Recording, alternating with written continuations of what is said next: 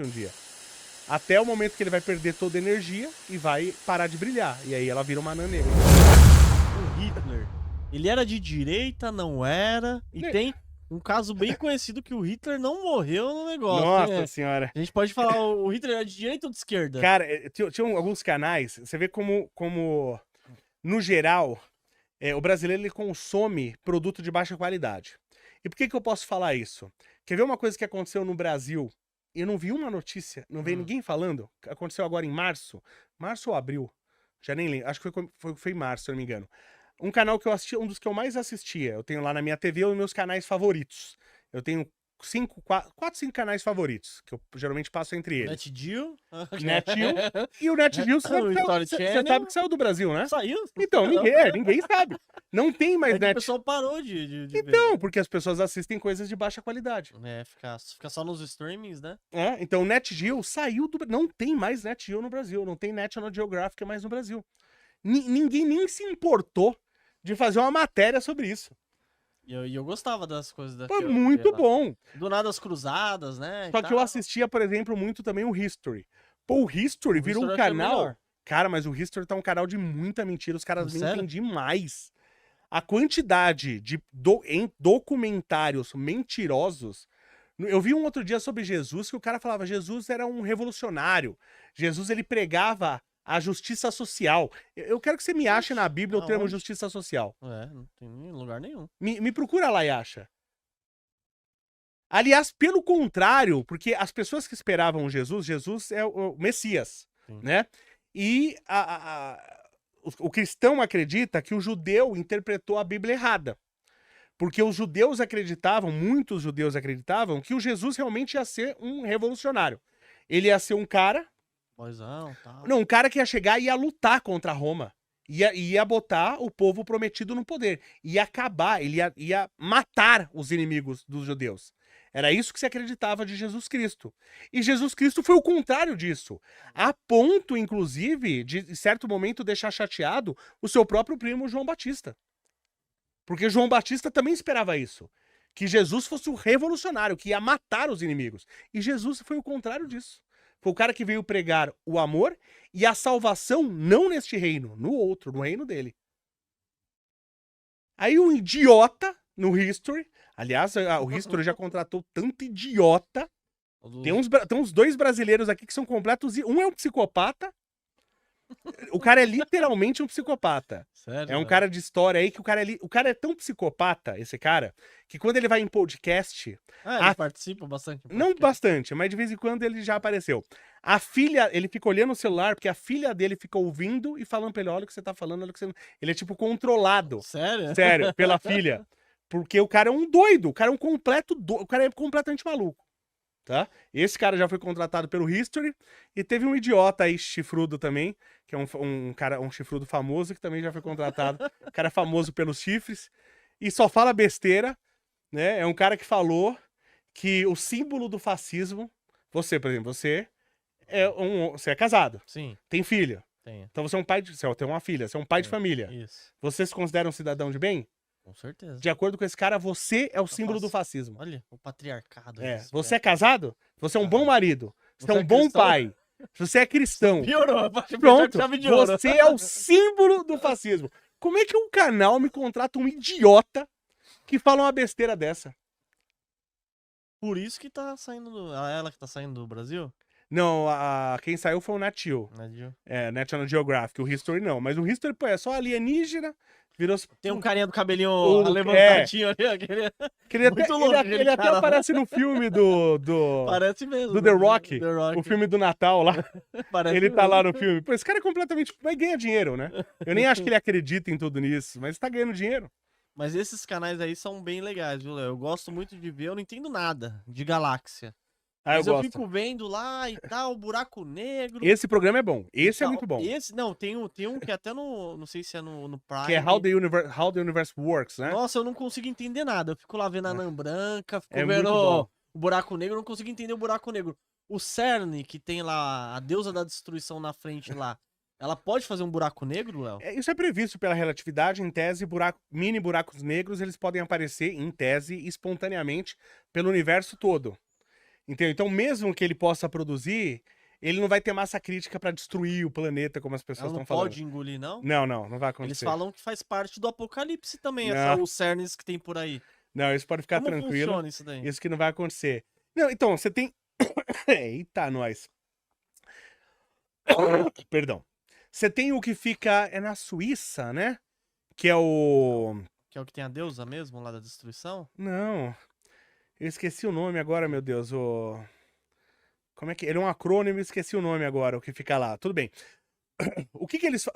o que esses aceleradores de partículas, por exemplo, que eles falam que podem criar buracos negros, o que eles fazem? Sim.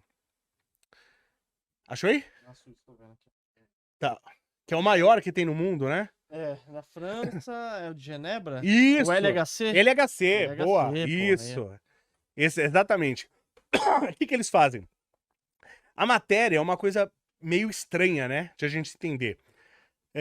O que a gente considerava como bloco básico e elementar, ele não é tão básico e nem tão elementar assim, que no caso é o átomo, né? Então o átomo ele é composto de diversas estruturas.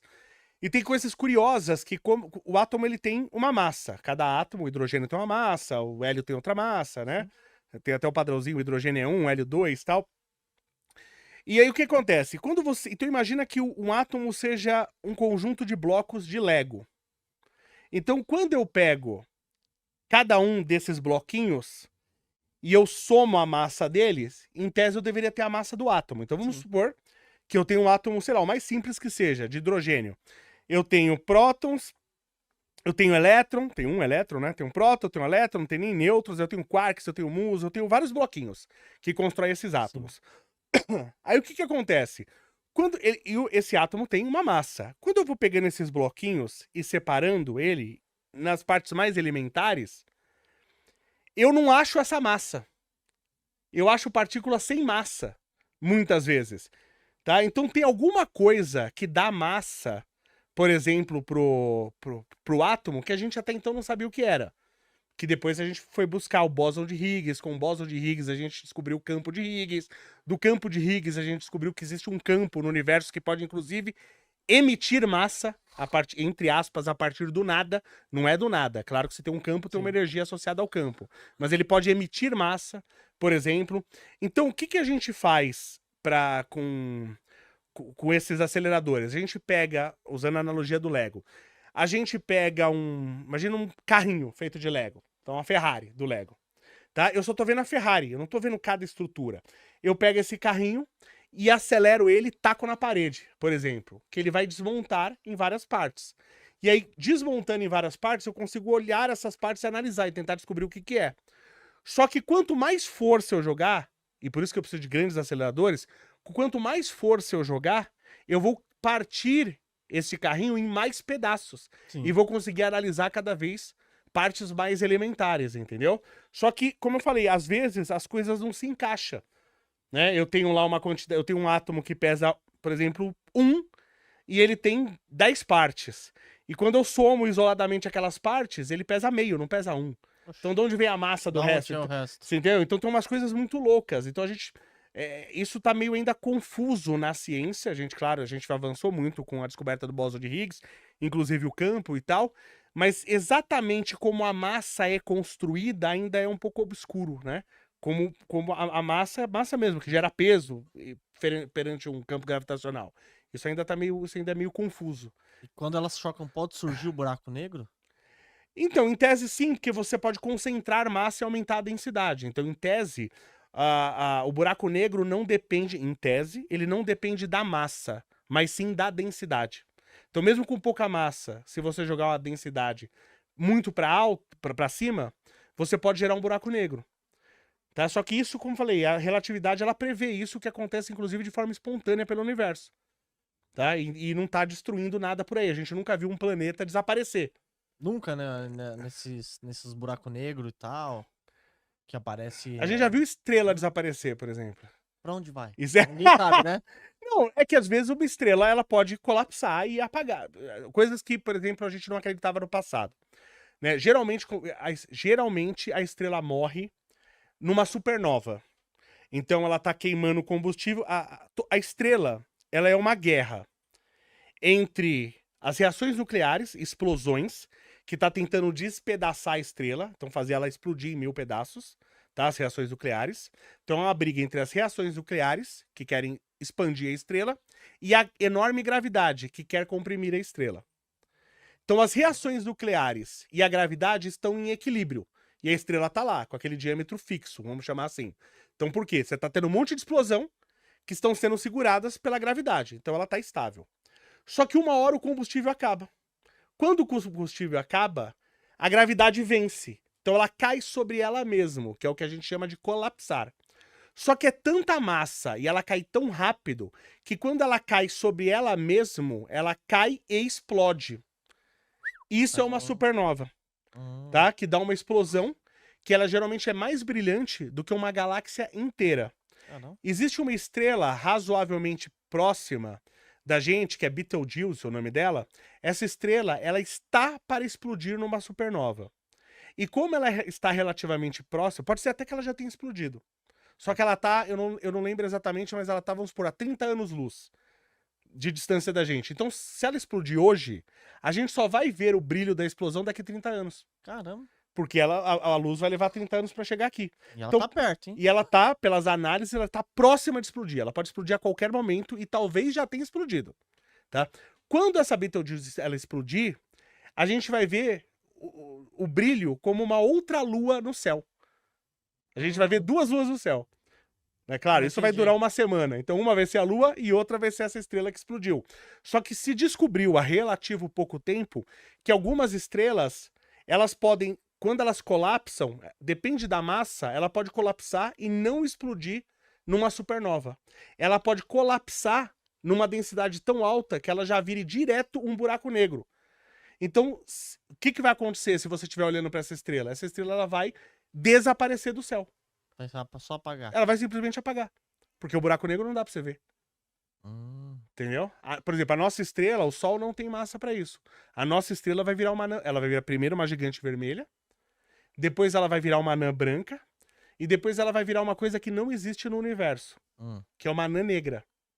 Eita. Que não existe no universo. Até hoje. Por quê? Porque anãs negras, elas se formam a partir de estrelas como a nossa. E a nossa estrela, ela tende a durar uns 10 bilhões de anos, a nossa estrela. Né? Uns 10 bilhões de anos. Aí ela vai virar uma gigante vermelha, aí ela vai virar uma anã branca, que vai durar outros bilhões de anos. Talvez mais 10 bilhões de anos. Então, quer dizer, no mínimo, para existir uma anã negra, no mínimo, eu preciso de 20 bilhões de anos, no mínimo. Nossa. E o universo só tem 14. Então ainda não formou no universo nenhuma anã negra. Então a nossa estrela vai virar algo que ainda não existe no universo. Então aquelas coisas de apagar o sol não é real que o pessoal fica propagando por aí, Léo? Não, como eu falei, um sol pode apagar. Se ele colapsar direto para um buraco negro, ele apaga. Ele apaga. Ele apaga. Só que isso não vai acontecer com o nosso Sol. Nosso Sol não tem massa suficiente para isso. Nosso Sol ele vai expandir como uma gigante vermelha, vai perder muita massa nisso. Vai sobrar um núcleo basicamente de carbono e oxigênio. E o legal é que esse núcleo vai ser tão denso e quente e descobriu mecanismos que, como eu falei, ele pode durar vários bilhões de anos, porque ele não vai ter mais reações nucleares, mas ele vai estar tão quente que ele vai levar bilhões de anos para esfriar. Só que como ele é de carbono, ele vai mudar de fase, vai ficar sólido, e a mudança de fase, ela vai liberar energia. Então, nessa mudança de fase, o carbono, sob pressão, vai virar o quê? Diamante.